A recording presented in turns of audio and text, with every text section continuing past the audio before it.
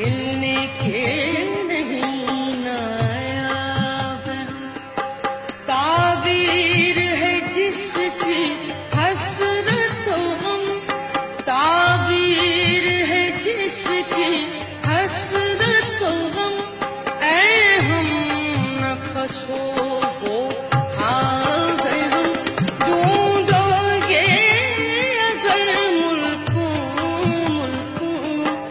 ملنے کے نہیں نایاب تعبیر ہے جس کی حسرت و غم تعبیر ہے جس کی حسرت و غم اے ہم نفس ہو خواب ہم ڈھونڈو گے اگر ملکوں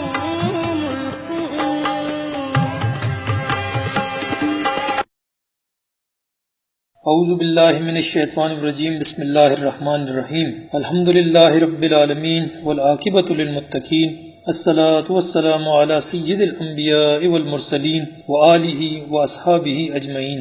معزز سامعین کرام، اس سی ڈی میں استاذ کامل مرشد اکمل بقیت السلف حجت الخلف جامع شریعت و طریقت قطب ارشاد حضرت علامہ سید محمد امیر شاہ صاحب قادری گیلانی رحمۃ اللہ تعالی علیہ کا ایک سوانحی انٹرویو اور ایک خطبہ شامل۔ ہمارا شاہ محمد غوث اکیڈمی ریڈیو پاکستان کے سابقہ پروگرام مینیجر جناب سردار محمد صاحب کا تہ دل سے شکریہ ادا کرتا ہے، جن کے تعاون سے اس ریکارڈ شدہ انٹرویو اور خطبے کا حصول اور اس کو سی ڈی پر منتقل کرنے کا عمل ممکن ہوا۔ اللہ تبارک و تعالی انہیں اجر عظیم عطا فرمائے، آمین، بجاہ نبی الرؤوف الرحیم صلی اللہ تعالی علیہ وآلہ وسلم۔ سید محمد امیر شاہ گیلانی صاحب اپنی زندگی کے بارے میں ہمیں کچھ بتاتے ہیں۔ بسم اللہ۔ بسم اللہ الرحمن الرحیم۔ اس سے پہلے کہ میں اپنی زندگی کے بارے میں کچھ عرض کروں، ایک بات بتانی بہت ضروری ہے، اور وہ یہ ہے کہ ہمارا خاندان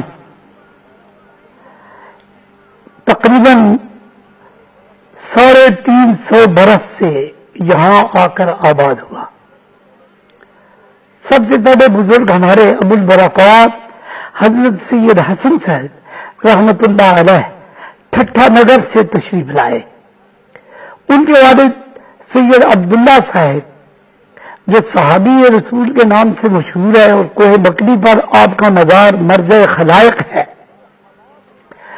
وہ حبا سے تشریف لائے جو کہ دمشق میں ایک گاؤں ہے۔ تبلیغ اسلام کے لیے حضور پاک صلی اللہ علیہ وسلم کی سنت کی اشاعت کے لیے، ذکر الہی کی تبلیغ کے لیے وہ ہندوستان میں سب سے پہلے تشریف لائے۔ ان کے 2 صاحبزادے تھے، ایک کا اسم گرامی ابو البرکات سید حسن صاحب تھا اور دوسرے کا اسم گرامی حضرت شاہ محمد فاضل رحمت اللہ علیہ تھا۔ سید حسن رحمت اللہ تعالی علیہ نے پشاور میں، جہاں آج کل آپ کا مزار ہے کوہاٹ روڈ کے قریب، اس جگہ کا نام مرزا سلطان پور تھا اس وقت، اور اس علاقے کا نام بگرام تھا جو پشاور کے نام سے موسوم ہے۔ یہاں پر آپ نے قیام فرمایا اور یہاں سے اپنے سلسلے کی اور قرآن و حدیث کی تبلیغ کا سلسلہ شروع فرمایا۔ شاہ محمد فاضل رحمت اللہ علیہ جو آپ کے چھوٹے بھائی تھے وہ بھی آپ کے ساتھ تھے، چنانچہ آپ نے تبلیغ اسلام کے سلسلے میں افغانستان کا سفر اختیار کیا، اس کے بعد پھر انہوں نے کشمیر کا سفر اختیار کیا۔ شاہ محمد فاضل رحمت اللہ علیہ ان کے ساتھ تھے، اور کشمیر میں خانہ یار کے اندر آپ نے مقام کیا، جہاں آج کل شاہ محمد فاضل رحمت اللہ علیہ کی خانقاہ ہے، اور وہ انتہائی مرکزی مقام ہے، سیاسی اعتبار سے بھی اور اقتصادی اعتبار سے بھی اور مخلوق خدا کے اجتماع کے اعتبار سے بھی۔ وہاں آپ کا مزار مبارک ہے، وہاں قیام فرمایا۔ اس کے بعد پھر ہمارا خاندان کے دوسرے فرد حضرت حضرت کے صاحبزادے لاہور میں قیام پذیر ہوئے. شاہ محمد غوث رحمۃ اللہ علیہ ڈیری دروازے کے باہر آپ کا مزار مبارک ہے. آپ بہت بڑے محدث، بہت بڑے فقیہ، بہت بڑے علامہ تھے. آپ نے بخاری شریف کی شرح کی تقریباً 32 کتابیں مختلف موضوعات اسلامی پر آپ نے تحریر فرمائی. بسم اللہ. حضرت شاہ محمد غوث صاحب رحمۃ اللہ تعالی علیہ کے بعد یہ سلسلہ تبلیغ جاری رہا. چنانچہ اللہ تعالیٰ کے فضل و کرم کے ساتھ ہمارے گھر میں میرے والد محترم حضرت حافظ سید محمد زمان شاہ صاحب رحمۃ اللہ علیہ قرآن حکیم کے حافظ تھے اور سلسلہ عالیہ کی تبلیغ فرماتے تھے. اللہ تبارک و تعالیٰ جل جلالہ کے فضل و کرم سے ان کی شادی ایک مشہور و معروف خاندان شہزادگان یعنی سدوزئی خاندان میں، جو کہ احمد شاہ عبدالی کی اولاد سے تھے، اور شاہ شجاع جو کہ بادشاہ افغانستان تھے، ان کی نواسی تھی. ان سے ان کی شادی ہوئی. اللہ جل جلالہ نے ان کو بہت اولاد عطا فرمائی. تقریباً حضرت سید زمان شاہ صاحب رحمۃ اللہ علیہ کو اللہ تعالیٰ نے 8 فرزند عطا فرمائے، 2 صاحبزادیاں عطا فرمائی. اور اللہ تعالیٰ کے فضل و کرم سے جتنے بھی بھائی تھے میرے سب لکھے پڑھے تھے، فاضل تھے. انگریزی تعلیم کے اعتبار سے بھی تھی. اور بڑے بھائی میرے نور احمد شاہ صاحب، ان کا اس میں گرانی تھا، وہ LLB تھے اور اسمبلی آفس میں آخری وقت تک وہ اسسٹنٹ سیکرٹری کے عہدے پہ فائز رہے. اسی طرح دوسرے بھائی میرے تھے شیر احمد شاہ صاحب، انہوں نے سن 32 میں MA انگریزی میں کیا.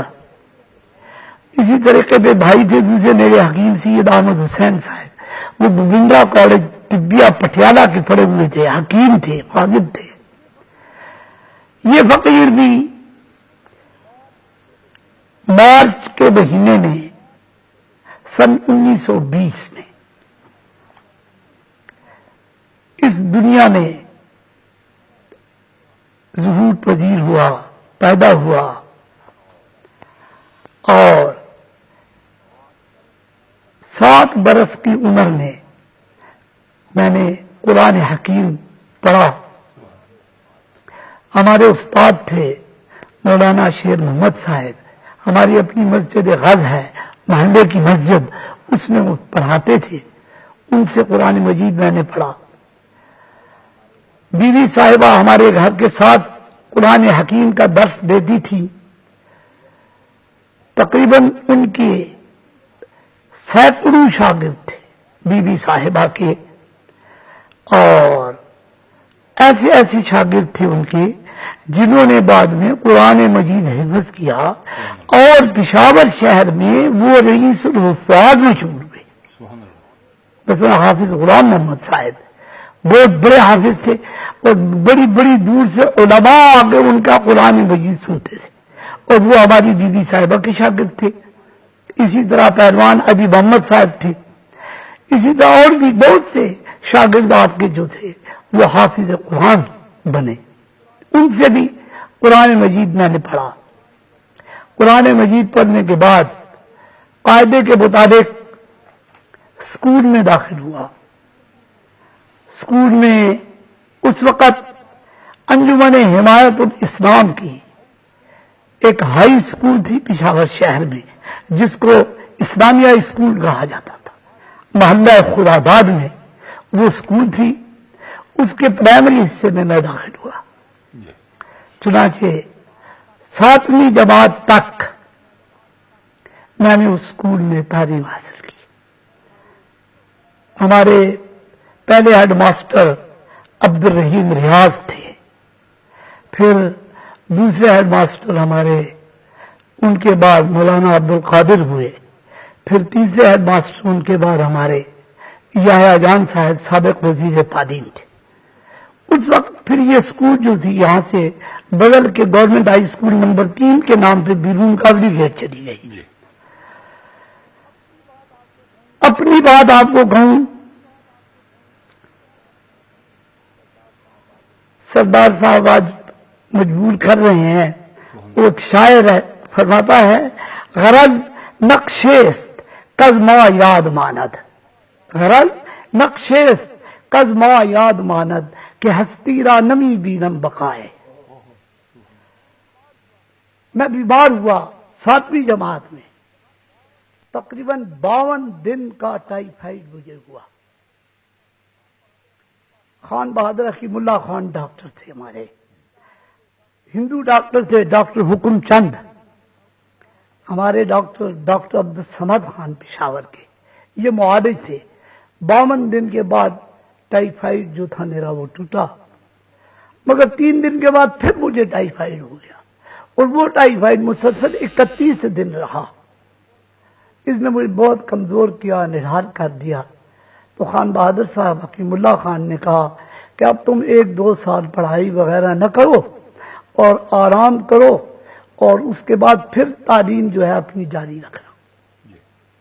اس عرصے میں میں اپنی نانی صاحبہ کے گھر گل بادشاہ جی کی کوچے میں میری نانی صاحبہ کا مکان تھا، میں وہاں رہتا تھا ان کے پاس۔ ان کا تعلق حضرت علامہ حافظ علی احمد جان صاحب رحمت اللہ تعالی علیہ کے ساتھ تھا۔ چنانچہ کبھی کبھی مہینے میں 2 دن کے بعد، 10 دن کے بعد، مہینے میں حافظ صاحب ضرور ان کے گھر تشریف لایا کرتے تھے۔ وہاں ایک دن حافظ صاحب نے مجھے کہا تم کیا کرتے ہو؟ میں نے کہا جی لیٹا ہوا ہوں، بیمار ہوں، اب تو اچھا ہوں۔ وہ کہنے لگے میں قرآن حکیم کا درس دیتا ہوں روزانہ، لہذا بہتر ہے کہ تم درس میں آیا کرو۔ محلہ بڑا حسین ہے، ان کا مکان تھا، مکان کے ساتھ مسجد تھی، وہاں میں نے جانا شروع کیا۔ یہ اب دینیات کی طرف ابتدائی واقعہ تھا میرے تعلیم کے حصول کا۔ چنانچہ ان کی خدمت میں میں حاضر ہوا۔ بہت بہت لائق لوگ اس وقت ان کے درس میں تھے۔ ڈاکٹر امام علی صاحب اس وقت درس میں تھے، خان بہادر غلام نقشبند صاحب گورنر کے پی اے تھے، وہ اس وقت درس میں آتے تھے۔ ان کے درس میں حکیم اللہ خان بہادر حکیم اللہ خان صاحب تقریباً ہفتے میں 2-3 دن روزانہ ان کے درس میں آتے تھے۔ ایک دوسرے ڈاکٹر تھے ریلوے کے، ڈاکٹر ابراہیم صاحب، وہ ان کے درس میں آتے تھے۔ اسی طرح بعض وکلاء، بعض حضرات، بہت اچھا باوقار درس تھا، اس میں قرآن حکیم کی تعلیم وہ دیتے تھے۔ چنانچہ الحمدللہ میں جب گیا تو بات پسند آ گئی، جب پسند آ گئی تو وہیں کا ہو رہا۔ 7 برس تک مغرب سے لے کے عصر سے لے کے عشاء تک ان کے ہاں رہتے۔ مشکات شریف، بخاری شریف، ترمذی شریف، یعنی جتنی سیاح کی کتابیں تھیں، قرآن مجید تھا ترجمہ تفسیر کے ساتھ، یہ سب ان سے پڑھا۔ شوق اب علم کے حصول کا زائد ہوا۔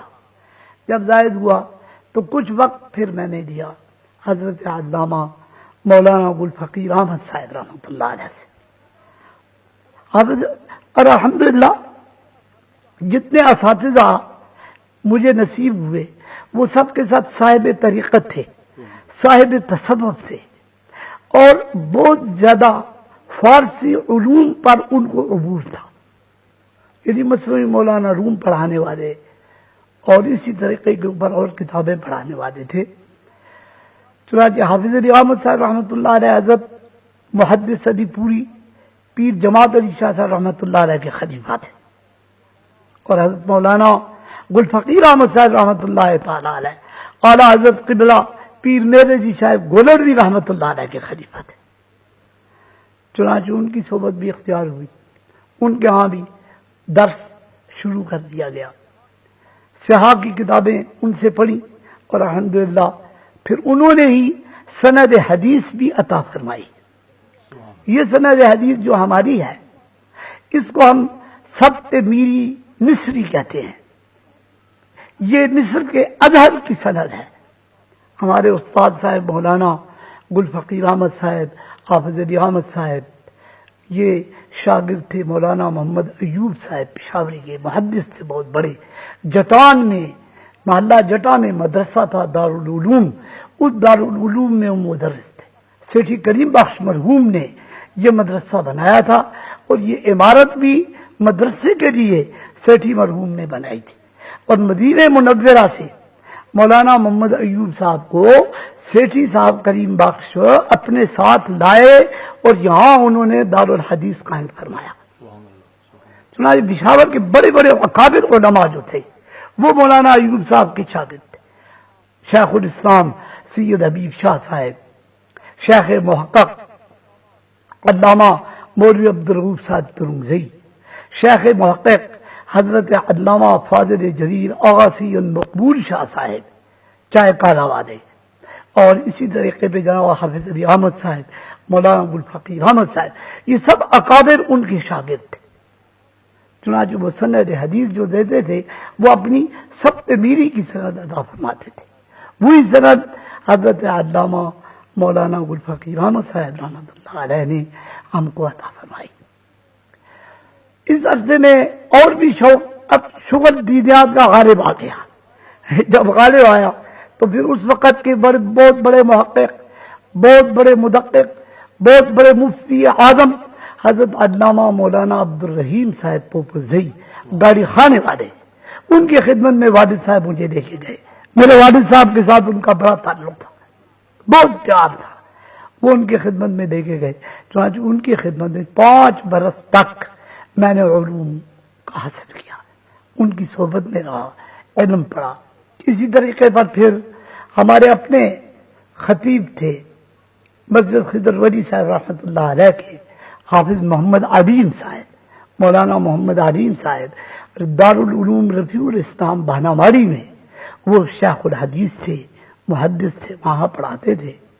چنانچہ چند دن بلکہ تقریباً 9 مہینے تک دارالعلوم رفیع الاسلام میں بھی ان کی صحبت میں رہنا پڑا اور وہاں پر ان سے علم حاصل کیا. اور فقہ کی تکمیل جتنی تھی ابتدائی کتاب سے لے کے انتہائی کتاب تک، یعنی منیت المصدی سے لے کے ہدایات تک سب کی سب کتابیں جو تھی یہ مولانا محمد علیم صاحب سے میں نے پڑھی. علوم متداولہ کی کتابیں پشاور شہر کے علماء کرام سے میں نے پڑھی.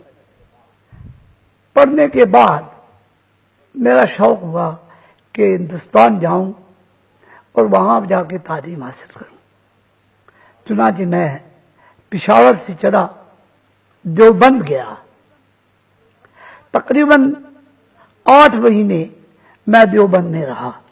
مولانا اعزاز علی صاحب کے پاس میری ایک کتاب تھی، مولانا رسول صاحب کے ساتھ میری ایک کتاب تھی، مگر وہاں کا ماحول دیوبند کا سیاسی اعتبار سے انتہائی مخدوش تھا. حضرت شیخ الہند مولانا حسین احمد صاحب مدنی اور حضرت شیخ الاسلام شبیر احمد عثمانی صاحب کے درمیان بہت زیادہ اختلافات تھے. حاجی صاحب یہ کس زمانے کی بات ہے؟ 1935-36 کی بات. چنانچہ ان کے درمیان حالات بڑے مخدوش تھے اور بہت زیادہ ان کا اپنا اختلاف تھا. اس کا اثر طلباء کی تعلیم پر بھی پڑا. چنانچہ وہاں سے میں نکل کے دہلی گیا. دہلی میں پھر تقریباً 6 مہینے کے قریب دارالعلوم مولانا حافظ مفتی اعظم کفایت اللہ صاحب رحمت اللہ علیہ کے دارالعلوم میں چند دن میں رہا، کوئی تقریباً 4 مہینے کے قریب. مگر وہاں سے پھر طبیعت میری خراب ہوئی، واپس پشاور چلا آیا. باقی جتنی تعلیم تھی وہ سب میں نے اپنے مقامی اساتذہ کرام سے مکمل کی.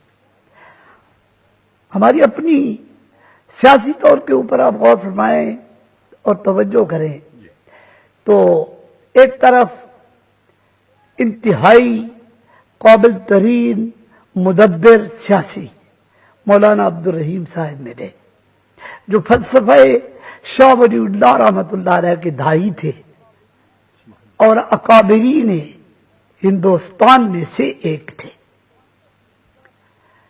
دوسری طرف طریقت کے اندر مولانا حضرت گل فقیر احمد صاحب چشتی سلسلے میں، حضرت مولانا حافظ علی احمد صاحب قادری سلسلے میں نصیب ہوئے. علمی اعتبار سے بھی اور طریقت کے اعتبار سے بھی اور سیاسی اعتبار سے بھی اللہ تعالیٰ نے بہت مہربانی فرمائی کہ اللہ تعالیٰ نے وہ شعور اور وہ عقل اور وہ علم جو سیاسی اعتبار سے بھی ہونا چاہیے تھا نصیب فرمایا، اور جو طریقت کے اعتبار سے علم کے اعتبار سے ہونا تھا وہ بھی نصیب فرمایا.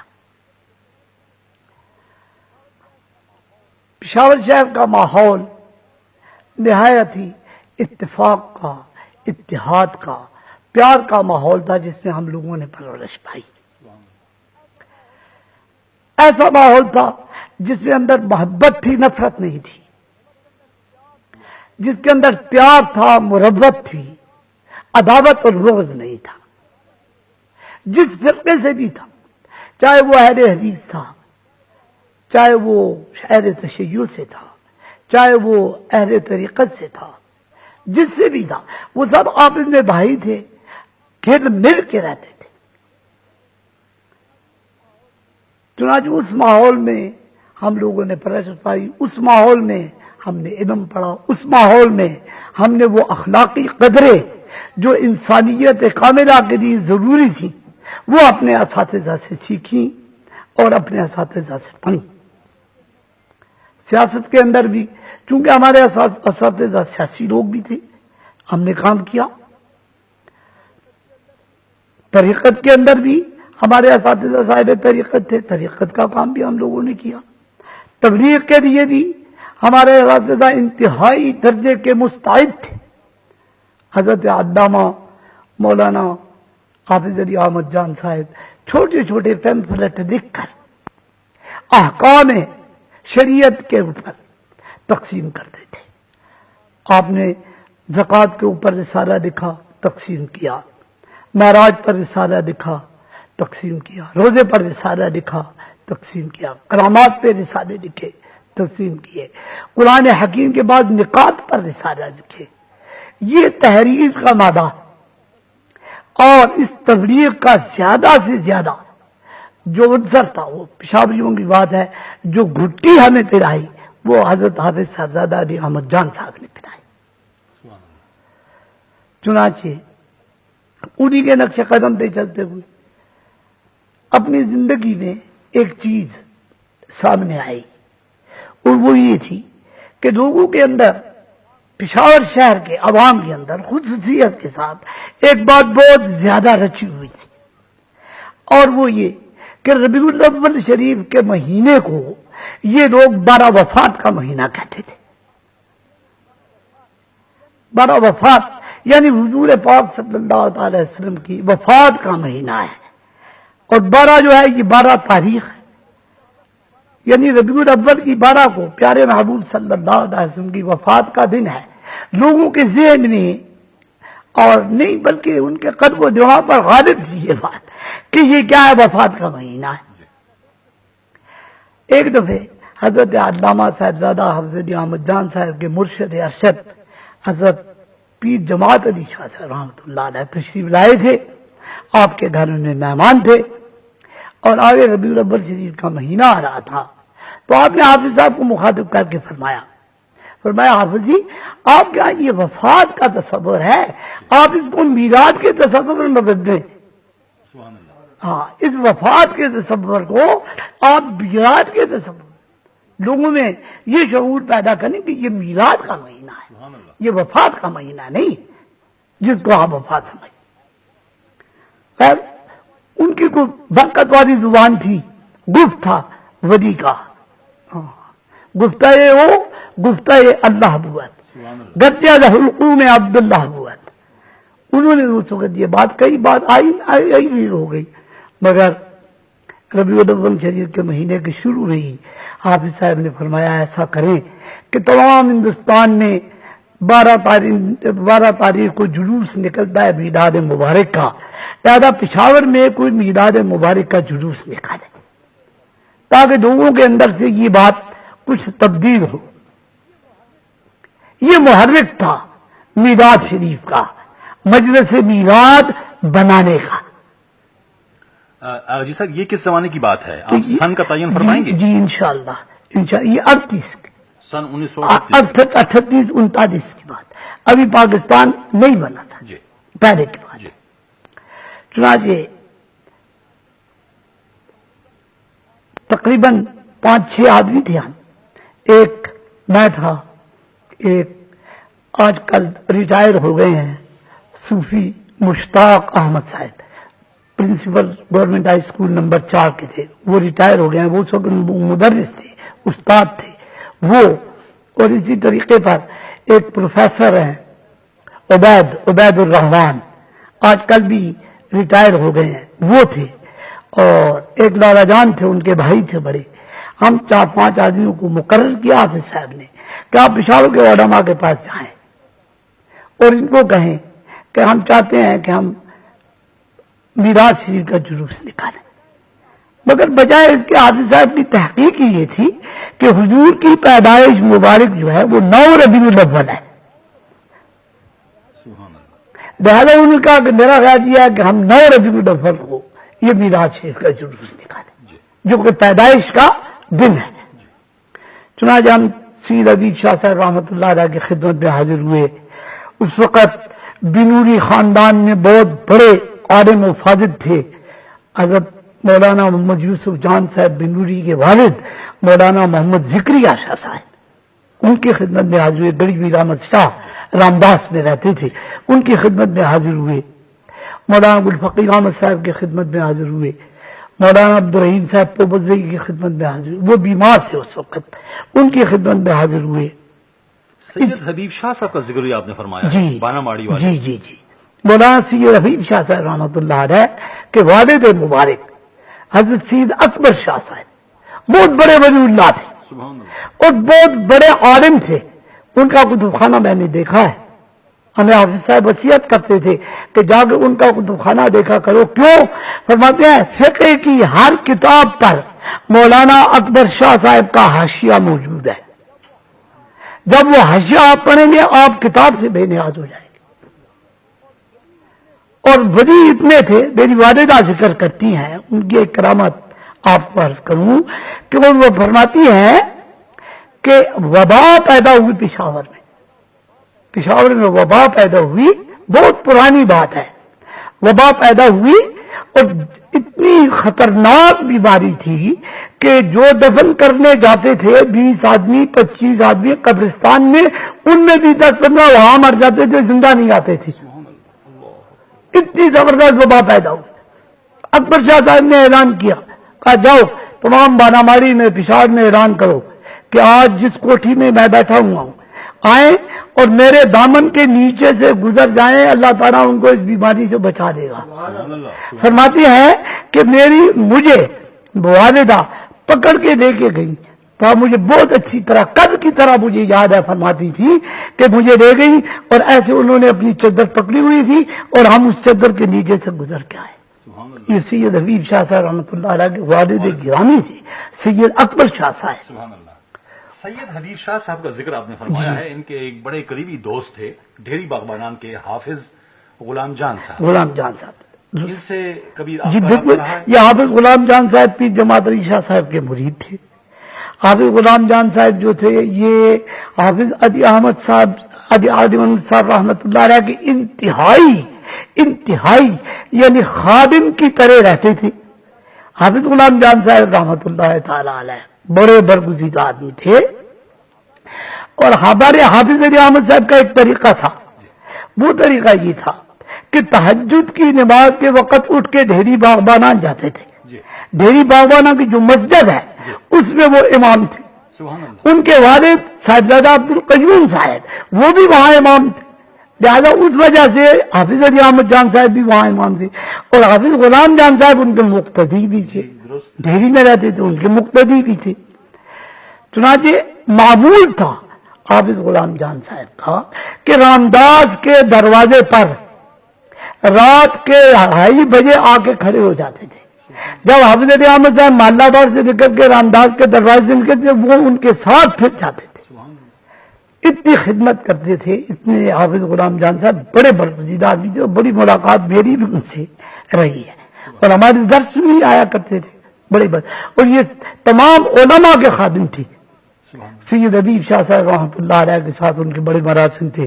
مولانا عبدالرحیم پوبوزی صاحب رحمۃ اللہ علیہ کے ساتھ ان کے بڑے مراسم تھے.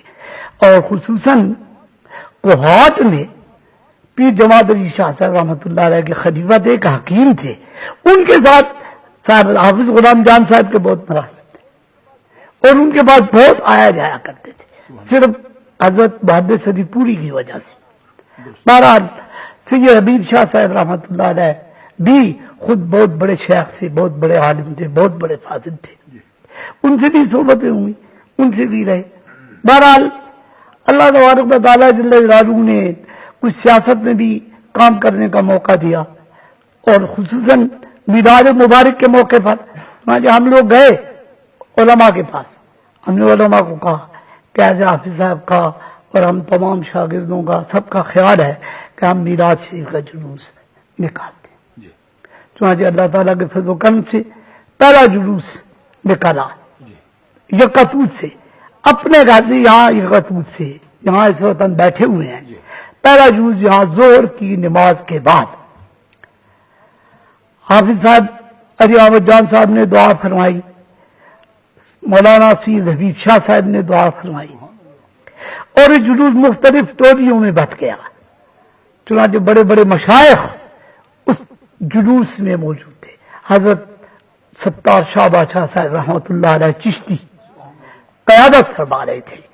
حضرت مولانا غلام دستگیر شاہ صاحب جہانگیر شاہ صاحب کے صاحبزادے تھے اور چشتی سلسلے میں بزرگ تھے. اجمیر شریف رہتے تھے. وہ ہجرت کر کے پھر آئے تھے. وہ اتفاق سے یہاں پشاور میں ان کے مریدین بہت تھے اس لیے وہ آیا کرتے تھے. ان دنوں میں بھی وہ یہاں موجود تھے، وہ بھی شامل ہوئے بمائے اپنے مریدین کے. اور پشاور شہر کے شیخ محترم حضرت آقا سید سکندر شاہ صاحب رحمۃ اللہ علیہ کے صاحبزادے آقا سید تجمل حسین شاہ صاحب بھی اس جلوس مبارک میں شامل ہوئے. چنانچہ یہ پہلا جلوس جو تھا پھر یہ جلوس قائم ہو گیا. یہ پہلا جلوس آپ بتائیں گے کس سن میں جو ہے؟ 38 میں. سن 1938 میں. 38 میں. شکریہ. چنانچہ یہ جلوس رات کو پھر جلسہ ہوتا تھا. پہلا جلسہ محلہ بڑ آسیے میں ہم لوگوں نے کیا. پہلا جلسہ جو تھا، پہلا جلوس نکلا، یہ تمام پشاور شہر سے پھرتا پھراتا اور نمک منڈی سے ہوتا ہوا محلہ بڑ آسیے میں جا کے ختم ہوا. پہلا جلسہ محلہ بڑ علاقہ آسیہ میں صاحبزادہ حافظ علی احمد جان صاحب کی صدارت میں منعقد ہوا. اس جلسے میں مولانا ابو الحامد صاحب بدایونی صدر جمعیت العلماء ہندوستان جو تھے وہ تشریف لائے تھے اور انہوں نے تقریر فرمائی تھی. اس کے بعد مسلسل یہ میلاد شریف کا جلوس 14 برس تک مجلس میلاد کے زیر اہتمام قائم رہا اور پشاور میں کافی سے زیادہ اللہ تبارک و تعالیٰ جل جلالہ کی مہربانی سے وہ جو فکر تھا وفات کا وہ میلاد شریف کی صورت میں تبدیل ہو گیا. اب پشاور شہر کا در و دیوار اس کو میلاد کا مہینہ کہتا ہے اور یہ سب جو ہے یہ مجلس میلاد کی برکت تھی اور ان کی کوشش اور سعی تھی. 14 برس تک مختلف علماء کرام جلوس کے بعد رات کو جلسے میں آ کے مخاطب ہوتے تھے، مخاطبہ فرماتے تھے. ان میں مولانا محمد بخش مسلم صاحب، مولانا ابو الحسنات صاحب، مولانا ابوالبرکات صاحب، مولانا عارف اللہ شاہ صاحب قادری، مولانا محمد یوسف جان صاحب بنوری اور اس قسم کے بڑے مقررینوں نے آ کے لوگوں کو اصلاح کی اور لوگوں کو تبلیغ اسلام کیا اور لوگوں کو اخلاق تہذیب سکھائے۔ 14 برس کے بعد ادارہ تبلیغ الاسلام قائم ہوا۔ اس جلوس کے 15ویں برس میں اور ادارہ تبلیغ الاسلام نے 12 ربیع الاول کو جلوس نکالا۔ میں نے پھر سوچا حضور پاک صلی اللہ تعالی وسلم کے نام پر ہم لوگ کسی قسم کی بے اتفاقی نہیں چاہتے، کسی قسم کی جدائی نہیں چاہتے۔ حضور صلی اللہ علیہ وسلم کے اسم گرامی اجماع کا ہے، اجتماع کا ہے، اتفاق کا ہے۔ لہذا ہم نے فیصلہ کیا، میٹنگ بلائی ہم نے اور ہم نے فیصلہ کر دیا کہ مجلس ادارہ تبلیغ الاسلام کے ساتھ ہم لوگ اتفاق کریں گے، اتحاد کریں گے، اس میں شامل ہوں گے اور حضور کے اس میلاد مبارک کے جلوس کو وسعت دیں گے۔ چنانچہ آج تک وہ جلوس جو ہے 12 ربیع الاول کو نکلتا ہے اور پھر اس کے ساتھ 12 دن تک باقاعدہ جلسے بھی ہوتے ہیں اور ان میں تبلیغ بھی ہوتی ہے۔ ان کو دیکھ کے اور بھی پھر مجالس سے قائم ہوئی اور انہوں نے بھی یہ تبلیغ کا سلسلہ جو تھا یہ جاری رکھا اور آج تک یہ سلسلہ الحمدللہ جاری ہے اور اللہ تعالیٰ اس کو کامیاب و کامران کرے۔ یہ تو تبلیغی مسائل تھے جو ہم نے اپنے فکر کے مطابق کی اور تقریباً 3 بار قرآن مجید کا درس بھی میں نے دیا اور اب 4تھی بار قرآن مجید کا درس ہو رہا ہے۔ کافی سے زیادہ لوگوں نے اس میں پڑھا، پروفیسر حضرات بھی ہیں، وکلاء بھی ہیں، علماء بھی ہیں، سب نے پڑھا۔ یہ تو ایک زندگی کا جزو ہے جو مرتے دم تک جاری رہے گا انشاءاللہ۔ اللہ جل جلالہ کو منظور ہوا تو۔ مگر اس کے ساتھ ساتھ کہ دینی تبلیغ، اگرچہ ہم لوگ ہمارے استاد اس بات کے قائل نہیں کہ سیاست الگ چیز ہے اور مذہب الگ چیز ہے، نہیں، بلکہ وہ سیاست مذہب کا ایک جز سمجھتے ہیں۔ جس طرح اخلاق ایک باب ہے، تہذیب نفس ایک باب ہے، عبادات ایک باب ہے، معاملات ایک باب ہے دین اسلام کے، اسی طرح سیاست بھی ایک باب ہے دین اسلام کا۔ کوئی اس میں جدائی اور تفریق نہیں ہے۔ مگر اس وقت کا جو ماحول تھا، اب میں آپ کو لے جانا چاہتا ہوں پاکستان بننے سے پہلے، اس وقت کا ماحول تھا ایک، اور وہ ماحول کیا تھا؟ وہ یہ ماحول تھا بقول حضرت علامہ مولانا عبدالرحیم پوپٹزئی رحمت اللہ تعالی علیہ کہ اگر مجھے ایک کتے کے ساتھ بھی اتحاد کرنا پڑے، اگر مجھے ایک سور کے ساتھ بھی اتحاد کرنا پڑے اس نقطے پر کہ اس وطن سے فرنگی کے وجود کو، پدید وجود کو میں نے نکالنا ہے، تو میں اس کو بھی اپنی گود میں بٹھا دوں گا۔ درست ایک فکر تھا اس وقت۔ اس فکر پر تمام لوگ جمع ہوئے، ہمارے صوبے کے علماء بھی جمع ہوئے، ہمارے صوبے کے مشائخ بھی جمع ہوئے، ہمارے صوبے کے تمام حضرات جو تھے وہ اس نقطۂ نظر کے اوپر جمع ہوئے اور ایک سیاسی ماحول بنا۔ اس سیاسی ماحول کے اندر ہم لوگوں نے بھی کام کیا۔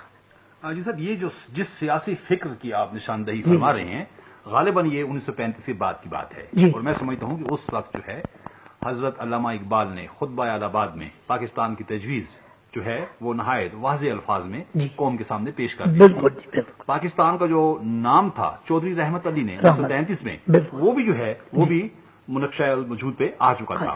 1935 کا ایکٹ جو ہے جس میں جو پاکستان بننے کے بعد تک جو ہے اس پر عمل درآمد ہوتا رہا، وہ بھی سامنے آ چکا تھا۔ اور اپنا جو ہے قرارداد پاکستان 1940، یہ اس سے پہلے، میں یہ سمجھتا ہوں کہ اس سے پہلے کا تھوڑا سا جو صوبہ سرحد کا اور خاص طور پر اہل پشاور کا جو طرز فکر تھی سیاست میں، اس پر ایک طائرانہ نظر جو ہے وہ آپ جو ہے ہمیں بتائیے گا۔ سیاسی ماحول اس سے پیشتر، یہ جو میں نے پہلے عرض کیا، ایک خلافت کا دور تھا. جی اس سے پہلے ایک خلافت کا دور تھا. مولانا محمد علی جوہر، مولانا شوکت علی، مولانا ظفر علی خان، جی ایک ان کا دور تھا. پشاور میں بڑے بڑے اجتماعات اس کے ہوئے، جی ہمارے سامنے ہوئے.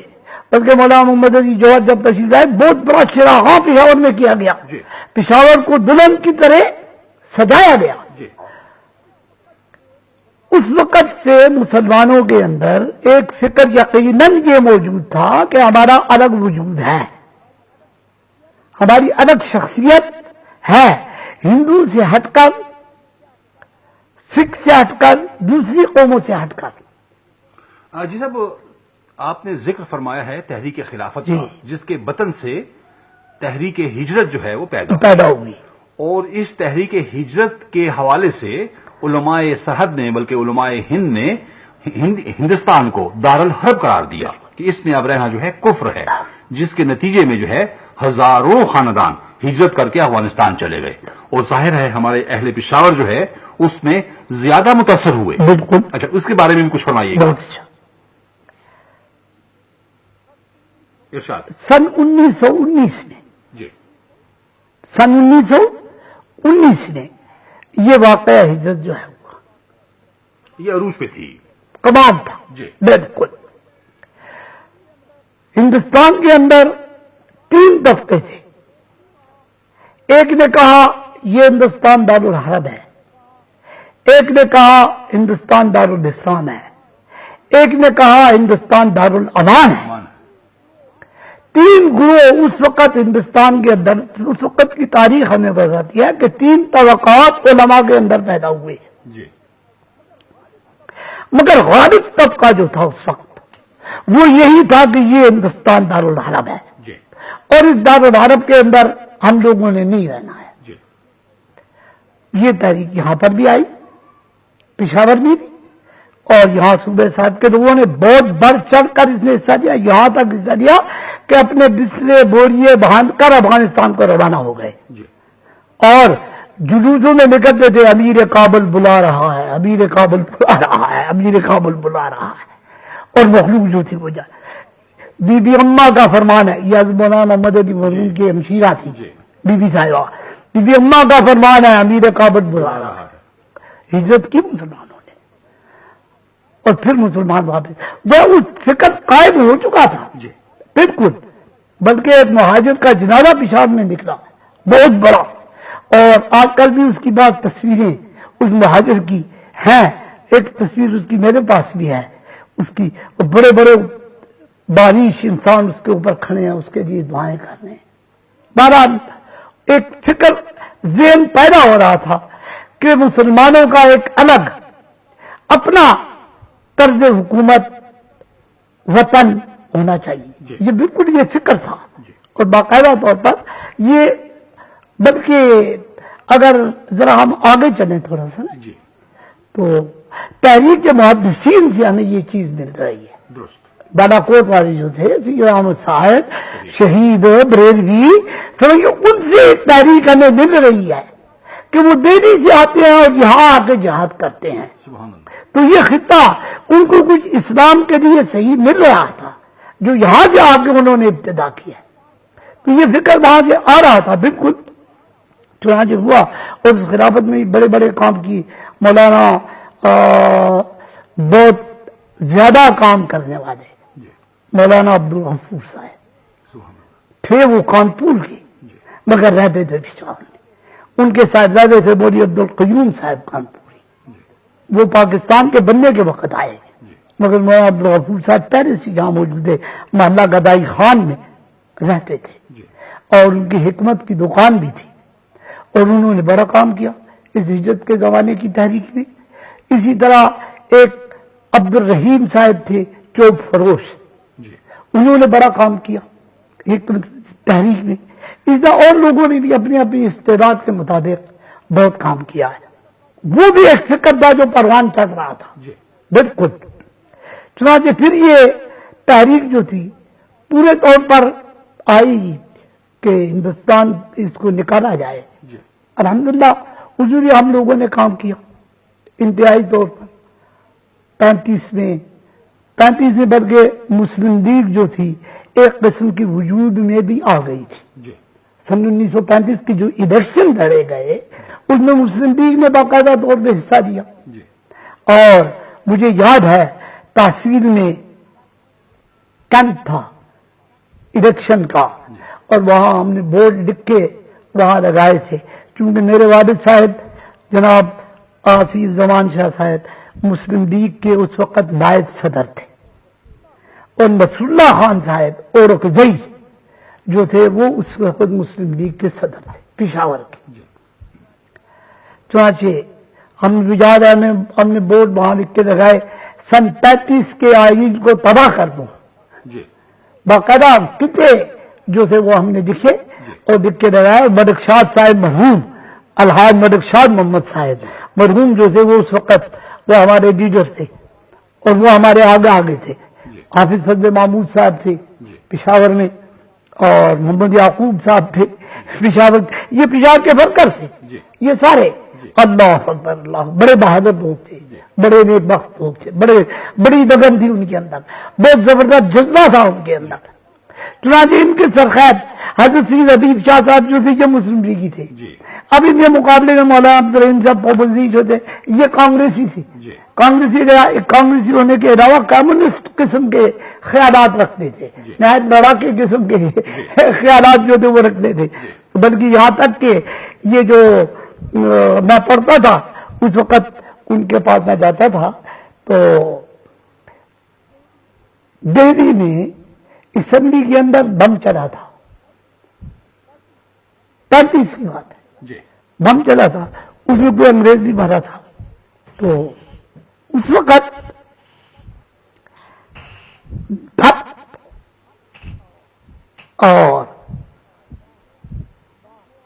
باس یہ 2 آدمی پکڑے گئے تھے اور یہ پھانسی ہوئے تھے اس کیس میں. اور کہا یہ جاتا تھا کہ یہ مولوی عبدالرحیم نے آدمی بھیجے ہیں پشاور سے. بہرحال اس وقت ایک غزل لکھی مولانا نے ان کے پھانسی ہونے پر، تو اس میں ایک شعر لکھا مولانا نے کہ بھول جائے گا جہاں منصور کو، بھول جائے گا جہاں ہند نے داس اور بھگت پیدا کی. مولانا نے غزل لکھی، آگ لگ گئی پشاور میں. میاں غلام حسین صاحب جو ظروف مرچنٹ تھے وہ، اور حافظ فضل محمود اور اسی قسم کے اور لوگ جو تھے، سید حبیب شاہ صاحب کی زیر سرکردگی انہوں نے بہت بڑا ہنگامہ برپا کر دیا مولانا کے خلاف. اور مہاراج یہ 2 طبقے اس وقت موجود تھے، دونوں طبقے موجود تھے. اور الحمدللہ ہمارا تعلق مسلم لیگ سے تھا اپنے نظریات کے مطابق. والد صاحب گرامی مرتبہ مسلم لیگ سے تعلق رکھتے تھے، اور اس کے نتیجہ یہ نکلا کہ میرے بھائی سید قمر الزمان جو تھے وہ نائب سر عسکر تھے صوبے سرحد کے نیشنل گارڈ کے. اور یہ جو تحریک تھی مسلم لیگ کی 46 میں جو چلی، اس میں تمام تحریک نیشنل گارڈ کے رخ پہ انہوں نے چلائی. اسی طرح میرا بھائی حکیم سید احمد حسین جو تھے جب سن 35 میں قائد اعظم تشریف لائے اس وقت مسلم لیگ کے پروپیگنڈا سیکرٹری تھے. تو مسلم لیگ کے ساتھ اس وقت سے ہمارے تعلقات جو تھے اور روابط تھے وہ چلے آ رہے تھے. اور ہمارا نظریہ اس وقت بھی یہی تھا کہ مسلمانوں کا اپنا ہونا چاہیے. ہمارا اتفاق ان نظریات سے نہیں تھا جو سیکولرزم کے تھے اس وقت کی اصطلاح میں، یا متحدہ قومیت اس وقت کی جو اصطلاح تھی اس میں تھے، ان کے ساتھ نہیں تھے. بہرحال یہ پشاور شہر کے 2 تھے جنہوں نے سیاسیات میں بڑا کام کیا. میاں غلام حسین صاحب تھے ہمارے ساتھ، انہوں نے کام کیا. الیکشن میں بھی پھر وہ کھڑے ہوئے. ادھر سیاسی آدمی جان صاحب تھے وزیر تعلیم کانگریس کی طرف سے، وہ بھی تھے. پھر مسلم لیگ کی طرف سے ملکشاد صاحب تھے، حافظ فضل محمود صاحب تھے، سر اسکترا محمد صاحب تھے، مظہر گیلانی صاحب تھے. بڑے کام کرنے والے آدمی مسلم لیگ کے. اور اسی طریقے پر ابتداء مسلم لیگ نے اس نظریہ کو بہت ہی محنت سے کوشش کرنے والا سردار اورنگزیب خان تھا. اس ضمن میں ایک گزارش آپ کو پشاور شہر کے ایک علاقہ چوک ناصر خان کے متعلق میں رہتا ہوں اس میں عرض کروں. دیکھیے تمام سیاست کا مرکز خلافت کمیٹی کے زمانے سے دیکھے تقریباً آج تک چوک ناصر خان رہا ہے. دیکھیے عبدالغفار خان چڑوے کوبان میں رہتا تھا چوک ناصر خان میں. ڈاکٹر خان صاحب چڑوے کوبان میں رہتے تھے. ان کا مطلب بھی تھا. خلافت کمیٹی کا دفتر منڈی بھیری میں تھا. خلافت کمیٹی کا دفتر جو تھا وہ منڈی بھیری میں تھا. اس کے بعد پھر مسلم لیگ کا دفتر وہاں بنا. اچھا پھر سن 1935 میں جب قائد اعظم رحمت اللہ تعالی علیہ تشریف لائے تو اسی منڈی بھیری میں جہاں آج کا زنانہ اسکول ہے اس میں آ کے انہوں نے قیام کیا. یہاں پر آ کے وہ ٹھہرے. اور یہ صاحب عبدالقیوم خان صاحب نے کرائے کے اوپر دیا ہوا تھا یہ مکان. اسراء الدین جو پولیس میں بہت بڑے افسر تھے ان کے والد تھے ان کا مکان تھا. اور پھر قائد اعظم کو وہاں لا کے انہوں نے ٹھہرایا اور یہاں قائد اعظم کافی دن رہے اور پورا سب چشمہ مرکز کا رہا. اس ہر وقت جس وقت ہم فکر کرتے ہیں اب اگر ہم دیکھتے ہیں یہاں سے وکیل بھی جو ہیں جنہوں نے ہمارے پیر بخش خان بھی ہمارے علاقے کا رہنے والا تھا. اچھا پھر آج کل کے دور میں ہم جب دیکھتے ہیں سیف الرحمان کیانی جو سفیر تھا پاکستان کا سعودی عرب میں وہ بھی چائے کارا کا چوک ناصر خان کا رہنے والا تھا. اس وقت جتنے بھی ہم دیکھتے ہیں تو تقریباً تمام سیاسی اعتبار سے بھی اس علاقے چوک ناصر خان نے بہت کام کیا اور انتہائی طور پر محنت کے ساتھ اور لگن کے ساتھ کام کیا ہے اور بغیر کسی غرض کے بغیر کسی طرح کے محبت اور خلوص کے ساتھ کام کیا ہے. اگر پشاور میں انجمن سادات بھی بنی تو وہ بھی محلہ مقرب خان سے بنی. آغا محمود شاہ صاحب آغا سید احمد شاہ صاحب کے والد ریشم گھروں میں جو دکان کرتے تھے انہوں نے بنائی وہ بھی چوک ناصر خان کے رہنے والے تھے. اگر ہم فکر کرتے ہیں تو پشاور شہر نے بہت ہی زیادہ سیاسیات میں کام کیا اور خصوصیت کے ساتھ تحریک پاکستان میں تو اتنا بڑھ چڑھ کے کام کیا ہے کہ رہنمائی کیا سارے صوبے سرحد کی. پشاور شہر نے سارے صوبے سرحد کی رہنمائی کی ہے اس نے تحریک میں بھی اور پھر تحریک چلانے میں کسی قربانی سے دریغ نہیں لیا. آپ دیکھیے انگریز کی حکومت تھی اس وقت. انگریز کی حکومت کے اندر ریڈیو چلانا بڑا مشکل کام تھا.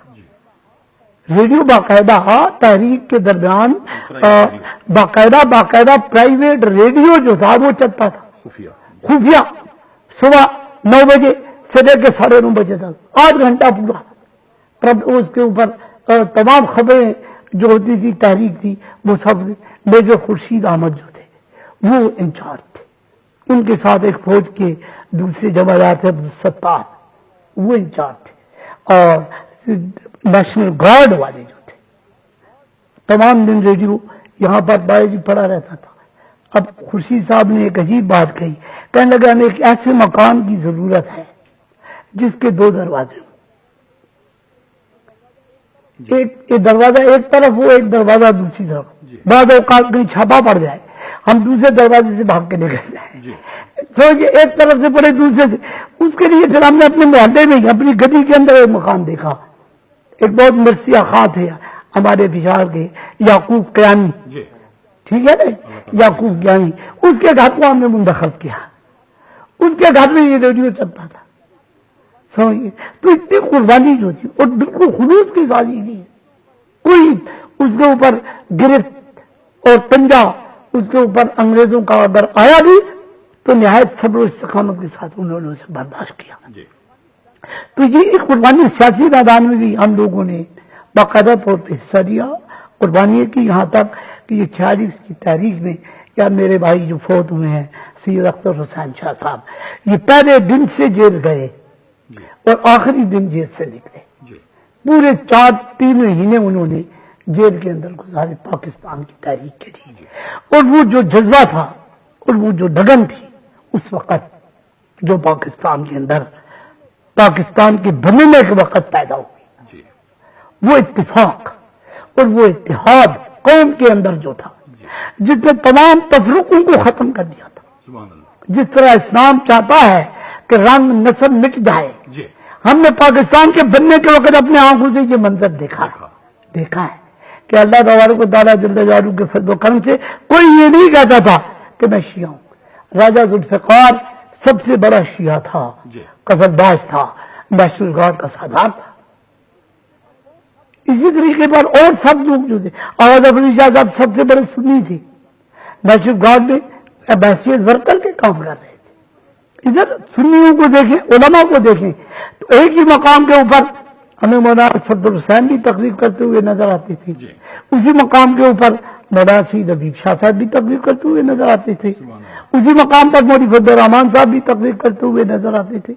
کوئی اختلاف نہیں تھا کہ یہ فلاں ہے، یہ فلاں ہے، یہ فلاں. اللہ جل جلالہ آج ہم کو وہ مقام نصیب کرے، ہمارے نوجوانوں کو اللہ جل جلالہ یہ سبق عطا فرمائے اور یہ پڑھے، اس تاریخ کے اس ورق کو اٹھا کے دیکھے. اگر آج ان میں وہ اتحاد ہو، آج ان میں وہ پیار ہو، آج ان میں وہ محبت ہو، وہ مرمت ہو، وہ ایک دوسرے پر قربانی کا جذبہ اگر آج موجود ہو، تو یہ پاکستان دنیا کے اندر ایک مثالی حکومت بن سکتی ہے، اور ہے مثالی حکومت اللہ تعالیٰ کے فضل و کرم سے. مگر یہ بات ہے کہ اس کے اندر ضرورت اس بات کی ہے کہ پورے طور کے اوپر اس کو سمجھا جائے. ہم نے اپنی زندگی میں یہ دیکھا الحمدللہ، پورے طور پہ مہاجروں کو آتے ہوئے دیکھا، پھر مہاجروں کو جاتے ہوئے دیکھا، مہاجروں کی خدمت کی کیمپوں میں گئے، ان کے کیمپوں میں گئے، ان میں جا کے دیکھا ہم نے. پھر جس طریقے پر یہاں سے ہندو لوگ گئے وہ بھی ہم نے دیکھا، ہم ان کے کیمپوں بھی نہیں گئے، اپنے گھر میں ہندوؤں کو ہم نے پناہ دی. اس وقت ہندو گروہ ہمارے اپنے جو محلے کے دکاندار تھے، 11 دن ان کو اپنے گھر میں ہم نے پناہ دی. بالکل. اور 11 دن کے بعد پھر کینیڈا صاحب نے ان کو پہنچا دیا گیا، صحیح و ثابت. بالکل. حالانکہ بعض اوقات شریف لوگ بھی ہوتے تھے جو شاید کرتے تھے، مگر کسی نے کوئی بات تک نہیں کی. تو وہ اتفاق تھا، پیار تھا اور محبت تھی. اور اس کے بعد پھر پاکستان بننے کے بعد اللہ اکبر مختلف دور آئے، پھر وہ دیکھے گئے اور ہوتے گئے. مگر ایک بات ضرور رہی ذہن میں کہ اس پاکستان کی حفاظت وہی کرے گا جس نے یہ گھر بنایا ہے. بس جو گھر بناتا ہے وہ اپنے گھر کی حفاظت کرتا ہے، جو مخالف رہا وہ اس کی حفاظت نہیں کرتا.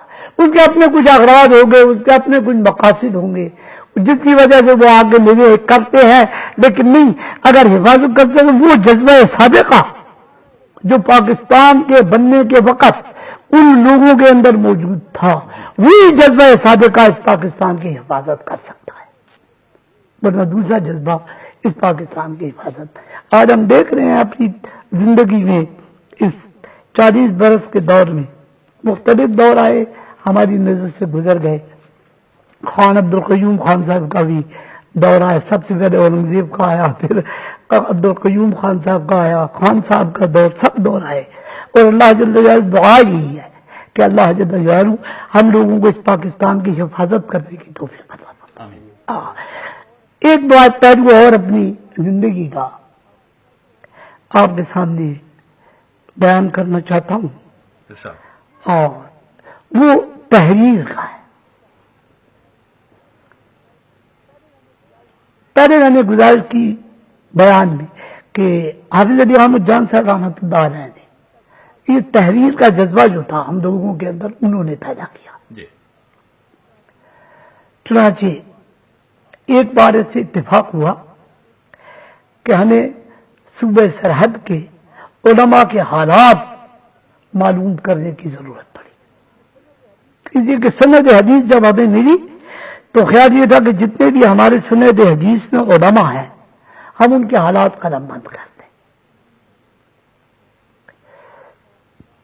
چنانچہ پھرا کتابیں میں نے دیکھی آگے پیچھے اور کچھ سمجھ نہ آئی.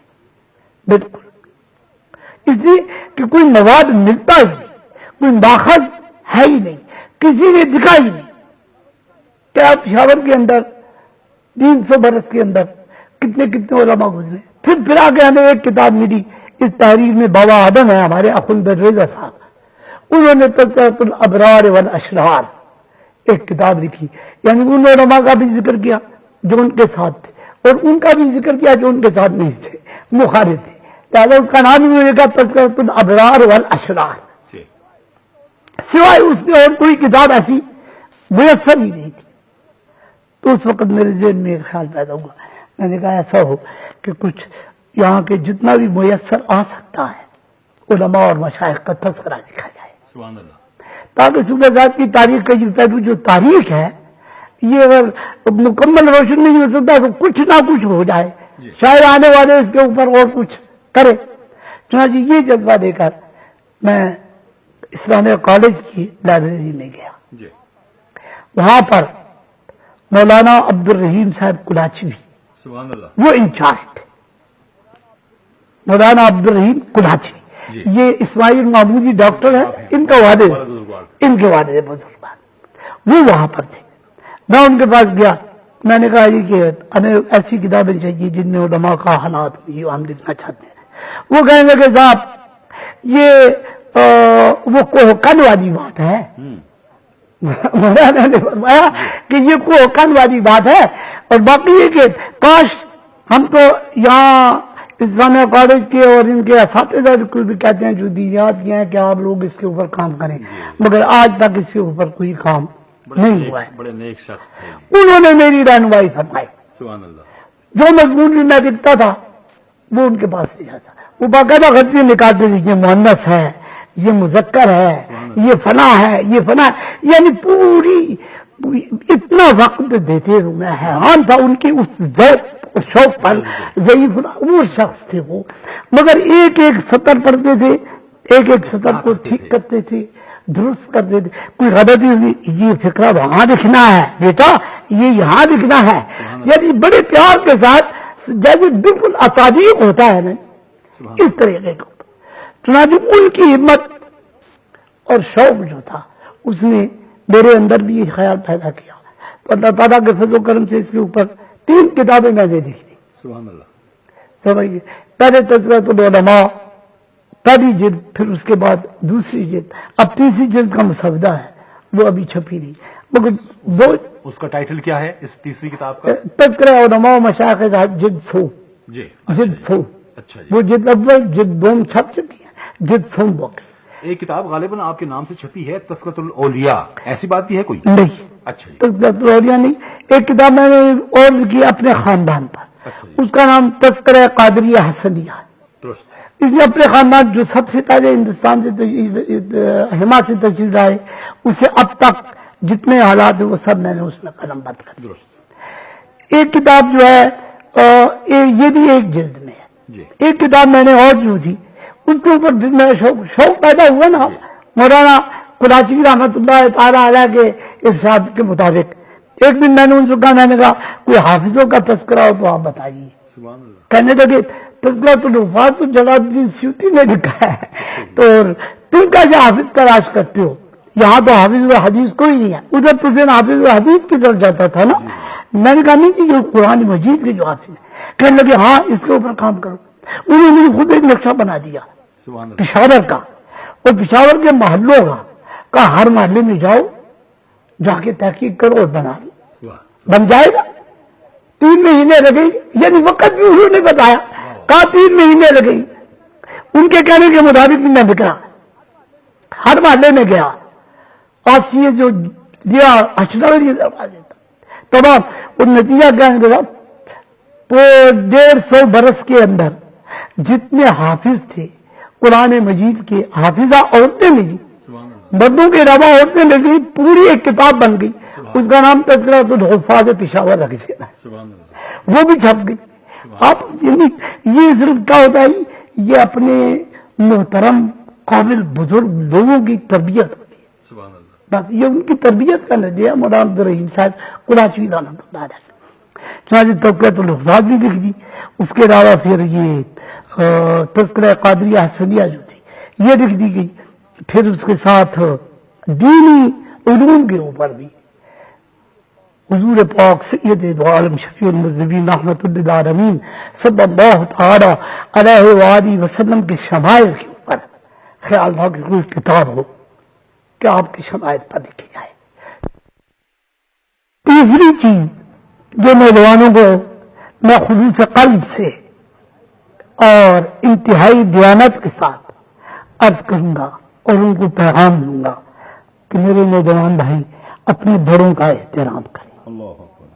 آج کل ہمارے معاشرے میں یہ چیز ناپید ہو گئی، ہمارے معاشرے سے یہ چیز چلی جا رہی ہے، اور یہ بڑوں کا احترام ایک ایسا وصف ہے جس کے اندر انسانیت کاملہ اجاگر ہوتی ہے، اور انسانیت کاملہ جو ہے وہ پورے کے پورے طور پر ایک انسان کے اندر سامنے آ جاتی ہے۔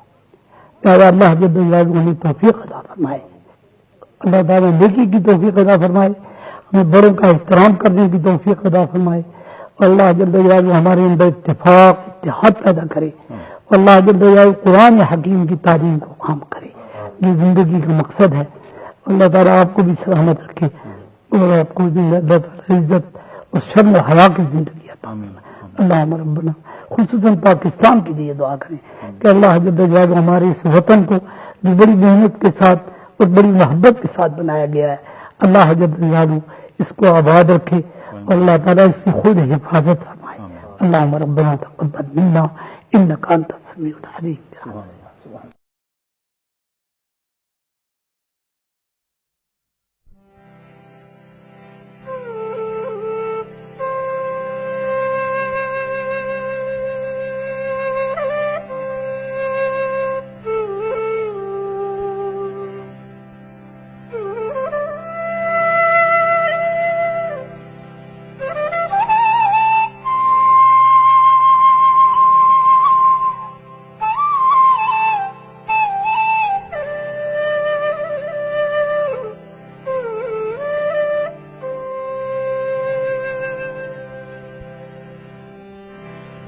ڈھونڈا گے اگر ملکوں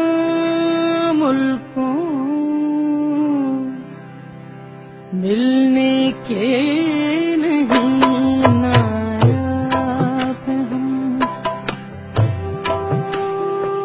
ڈھونڈا گے اگر ملکوں ملنے کے نہیں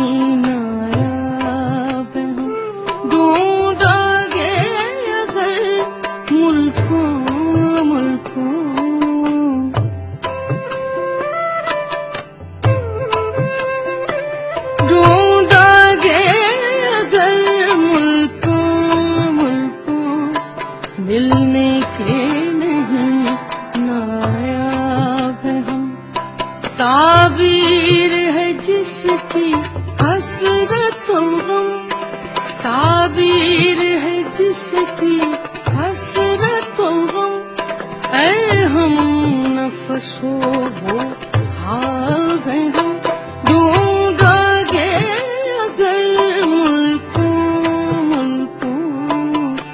ملنے کے نہیں نایاب ہم، ڈھونڈا گے اگر ملکوں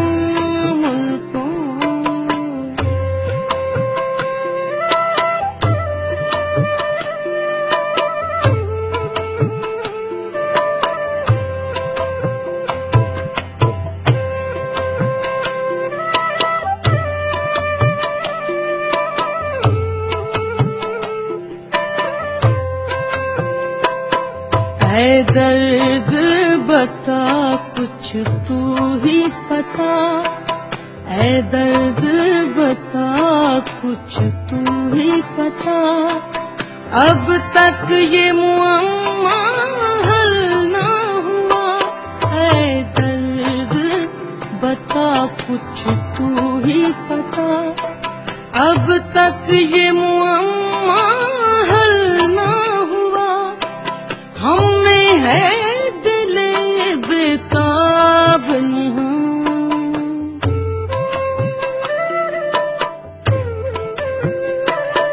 ہم میں ہے دل بےتاب نہاں، آپ دلے بیتاب ہیں ہم ڈھونڈا گے اگر ملکوں ملنے کے نہیں نایاب ہیں ہم ڈھونڈا گے اگر ملکوں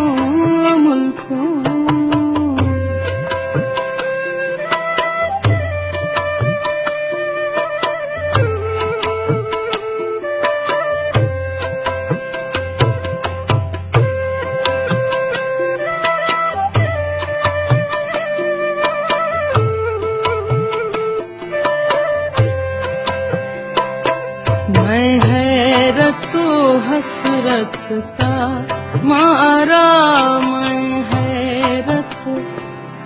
میں حیرت و حسرت کا مارا خاموش کھڑا ہوں ساحل پر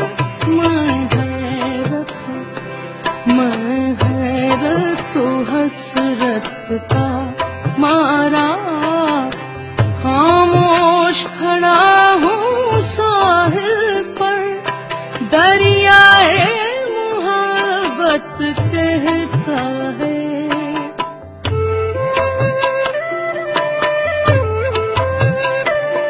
دریائے محبت کہتا ہے کچھ بھی نہیں پایا ڈھونڈا گے اگر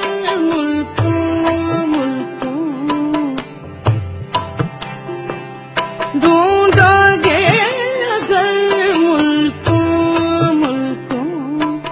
ملنے کے نہیں نایاب ہیں ڈھونڈا گے اگر ملکوں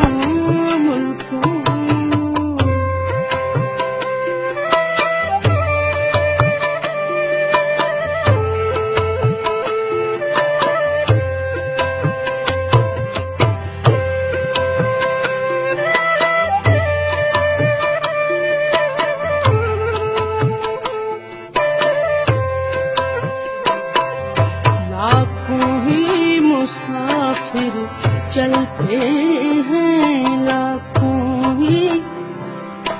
لاکھوں ہی مسافر چلتے ہیں منزل پہ پہنچتے ہیں دو ایک لاکھوں ہی مسافر چلتے ہیں منزل پہ پہنچتے ہیں دو ایک اہل زمانہ قدر کرو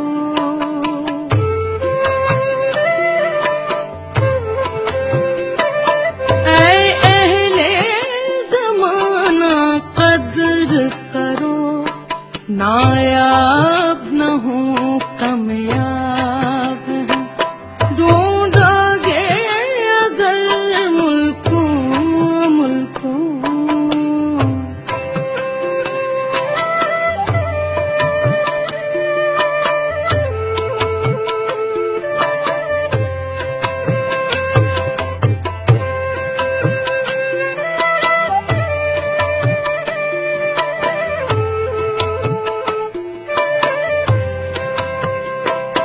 مرغان قفس کو پھولوں نے مرغان قفس کو پھولوں نے اے شاد یہ کہلا بھیجا ہے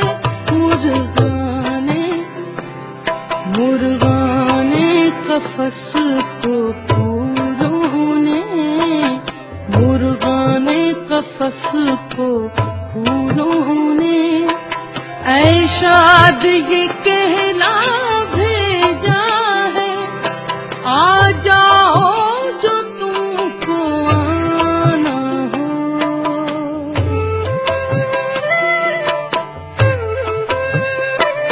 آ جاؤ جو تم کو آنا ہو ایسے میں ابھی شباب ڈھونڈا گے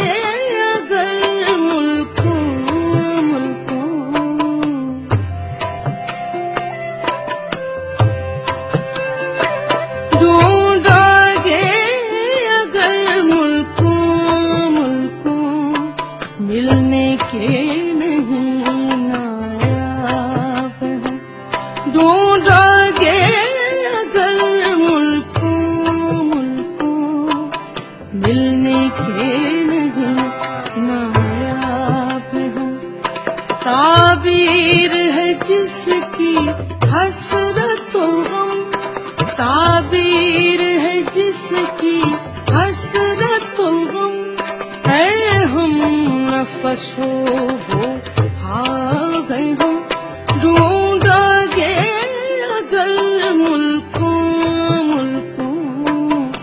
ملنے کے نہیں نایاب ہیں،